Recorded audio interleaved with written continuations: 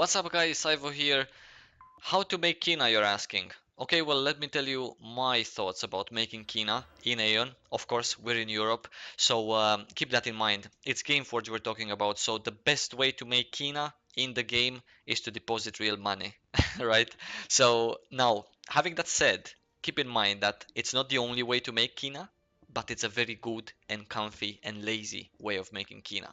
Now, if you don't have much time, then obviously I do advise you to deposit. If you deposit, buy smart things, wait for a couple of discounts.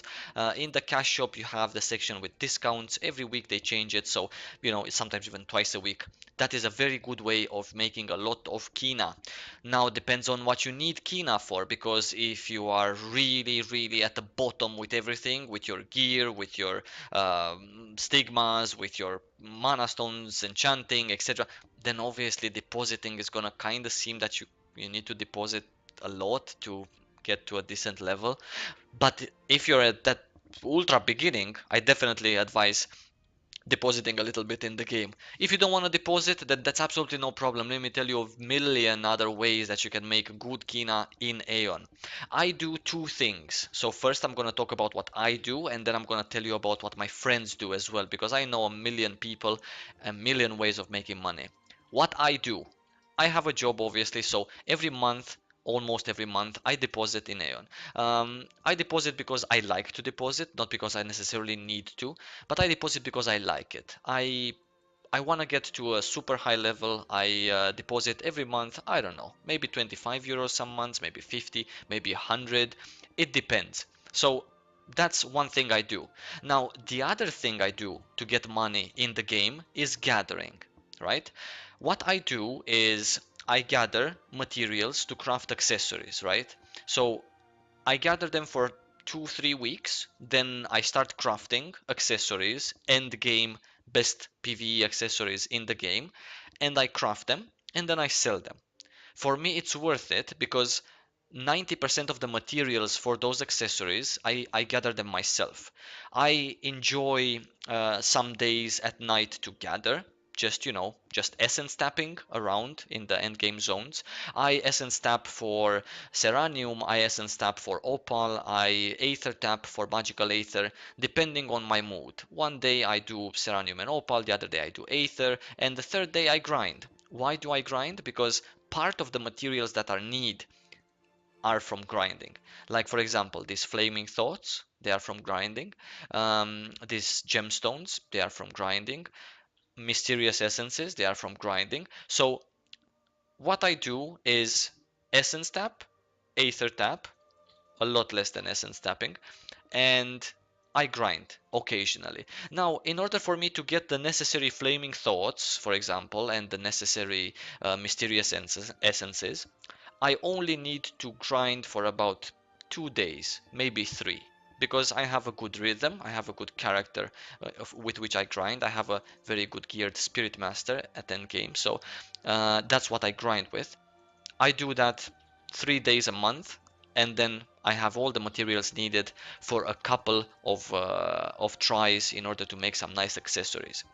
Now, I enjoy gathering Seraniums, I enjoy gathering Opals, and I enjoy gathering Aether. Grinding, not so much, never has been my thing, but I really need to in order to maximize my profit.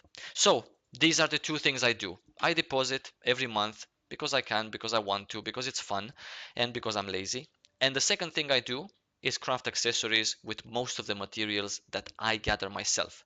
Obviously, I'm gonna get a couple of fluxes in the meantime from grinding, but not much, so I buy them from the broker. Obviously, Seranium I'm gonna get. Obviously, these I'm gonna buy from the broker.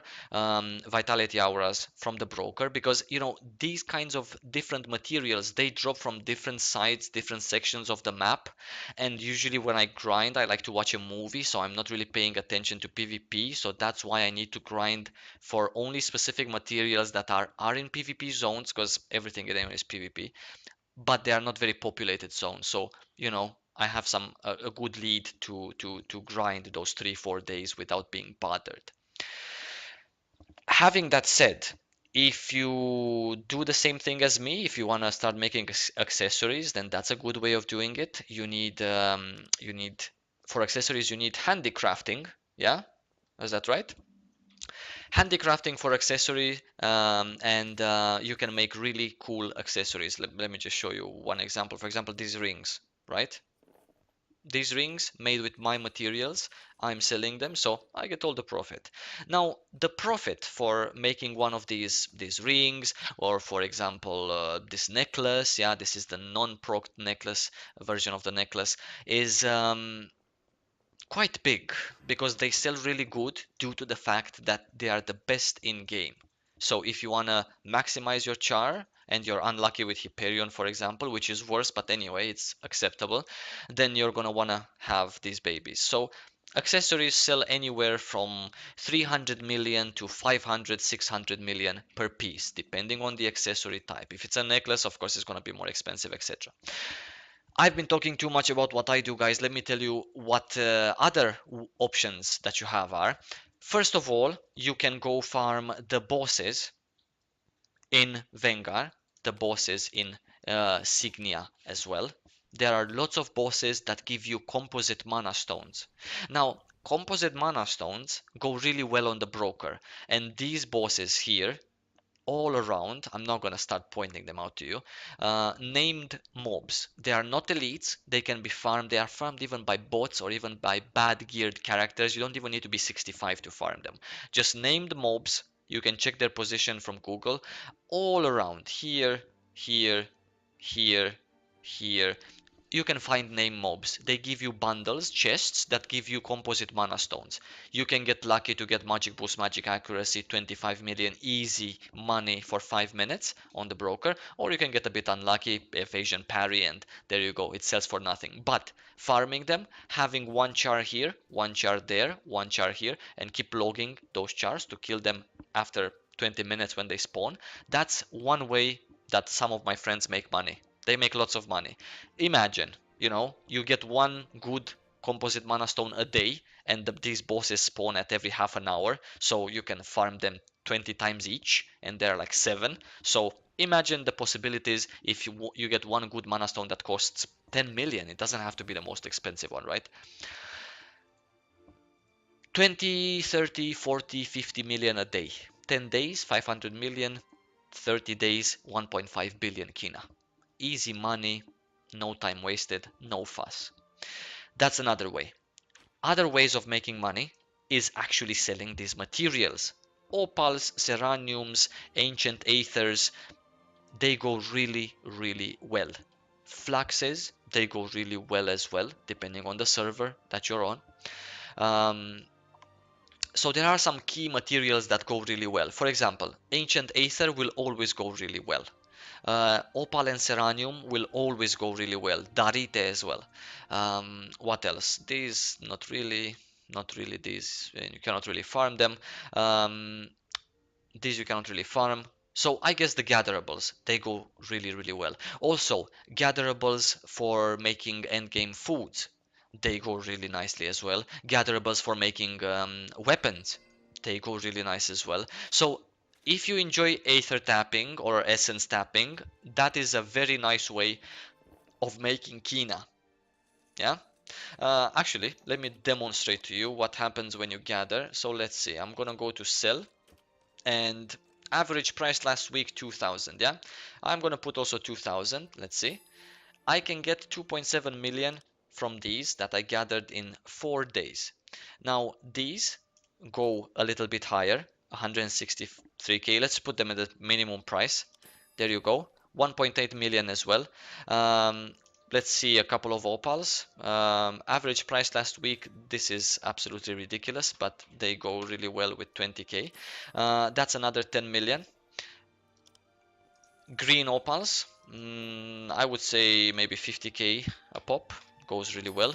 Another 8 million, so that's 20 million already. Blue opals, I would say, let's not go over the board, 260k a pop, that's another 49 million. Now, 50 million for 4 days of essence tapping.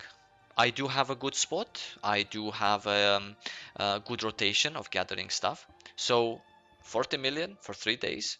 Sure, if you enjoy it. I just spent, I don't know, 3 hours a day essence tapping. So that's in total 9 hours, 10 hours. That's really, really good money. That's another way of making money. Other ways, really quickly, guys, before this video gets out of hand. Farming dungeons, Rentus hard mode, you can do it once a day. You can buy from the cash shop reset scrolls and do it twice a day, how many times a day you want to. That can give you at the end stigmas if you ninja the stigma, or if you do it by, I don't know, 3-man with your friends, or if you just do it like a maniac, free for all on stigmas. You can get stigmas and sell them on the broker. Really good. Very low chance of getting a stigma, but very high reward when you get a good one and you can sell it. That's awesome. Grinding in general in the end game zones gives you the chance to drop stigmas. Bots have stigmas. You can also, if you turn into a bot, sells really well. That's another way of making some nice money. What other way? Farming ancient coins. That's also really nice money. Catalam Underground, there you go. Have fun. What else is there? I'm sure I'm forgetting a couple of things. Crafting pots. That's a good way of making money. If you gather your aether yourself and you make some nice pots, that's a nice way of doing money. Especially in these days that magical aether nobody really gathers, so it's just gonna be you and a million pieces of magical aether in Kelkmaro. So go ahead and try that. What else? Doing really nice endgame content like Makarna and selling the skins with mail passes, for example.